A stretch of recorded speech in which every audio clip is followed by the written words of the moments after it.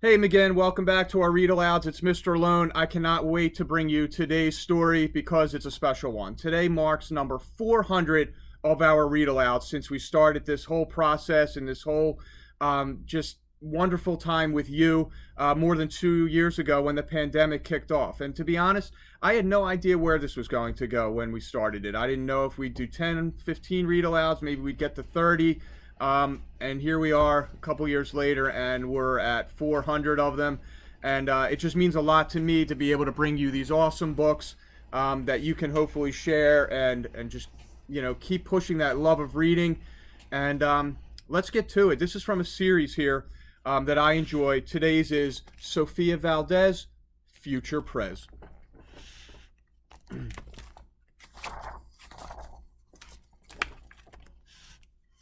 Sophia was a baby who got things done, helping her family before she turned one.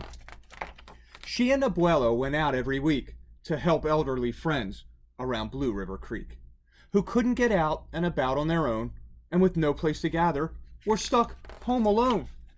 Raking the leaves, taking pets for a walk, or just dropping by for a treat and a talk.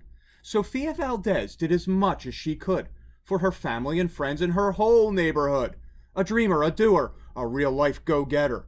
Most people like good, but Sophia liked better.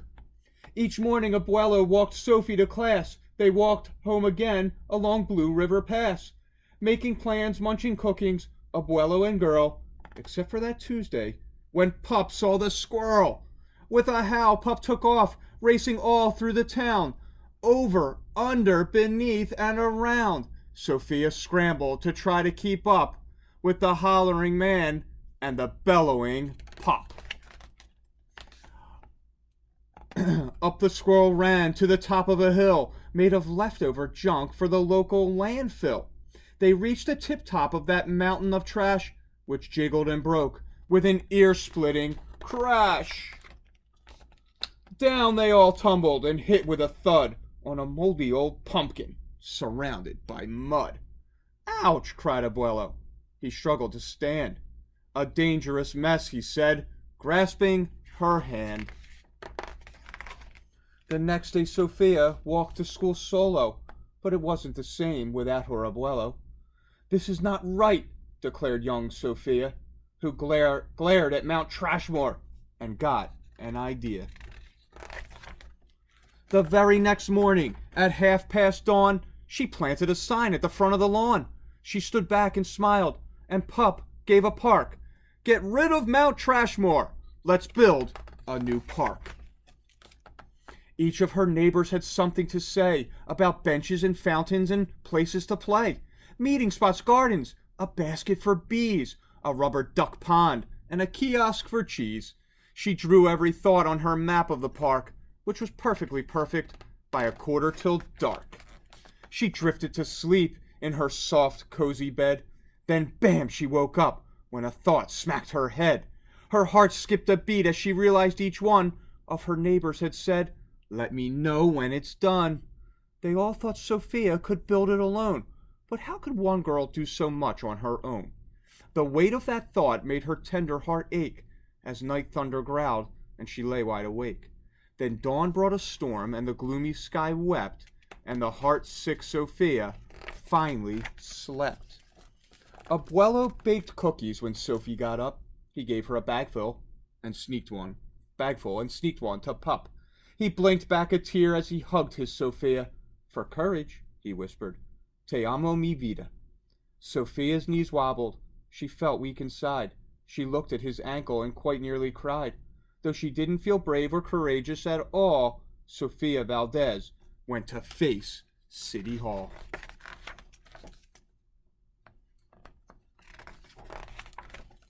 The mayor's office sent her to room 401, the Blue River Creek Department of Fun, which sent her downstairs to room 302, the office of duck ponds and cool things to do, to the office of monkeys, the Department of Cheese, the division of fountains and meetings and bees, then down to the basement so musty and cramped, where all the town's papers were sorted and stamped, and that's where the clerk said what no one else did.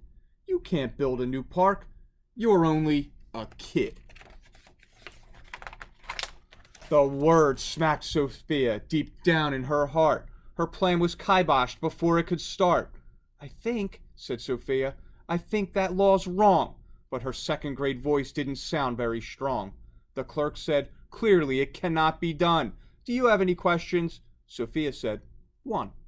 If you were me, and if I was you, and he was your grandpa, what would you do?" "I? Well," said the clerk. Then she said nothing at all.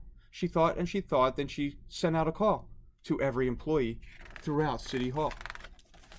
The entire government of Blue River Creek crammed into the office to hear Sophie speak, but her words jumbled up and her cheeks turned bright red as a dozen emotions rushed into her head.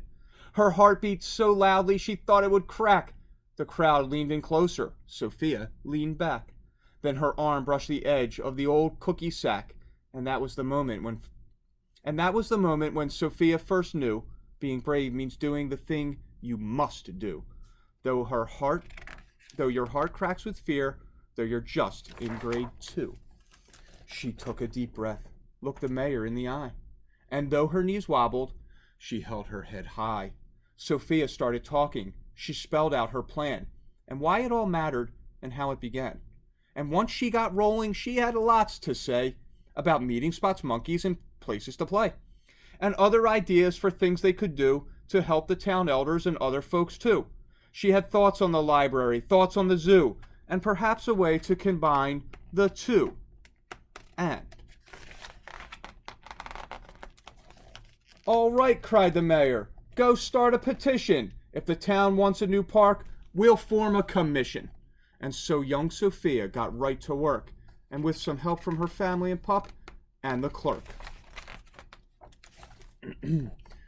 Then others joined in, not all, but a few, like Miss Lila Greer and the kids in grade 2. There were hearings and surveys and taxes to figure, then bulldozers, cranes, and a blue bigger digger.